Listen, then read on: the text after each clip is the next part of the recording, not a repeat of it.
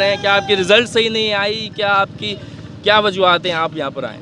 ایک تو رزلٹ صحیح نہیں آئی، جی اور دوسرا ہمارا مطالبہ یہ ہے کہ ہمیں سلیبس نہیں دیا جاتا، جبکہ ہائی لیول کے جو ہیں یہ ایجوکیشن والے جو یونیورسٹیز ہیں ان میں سلیبس دیا جاتا ہے، اور پنجاب میں آپ دیکھیں گے انٹرمیڈیٹ کلاسز ہے، فرسٹ ایئر ہے، سیکنڈ ایئر ہے، وہاں پہ بھی سلیبس دیا جاتا ہے، لیکن ہمارے یہاں روک دیا گیا ہے۔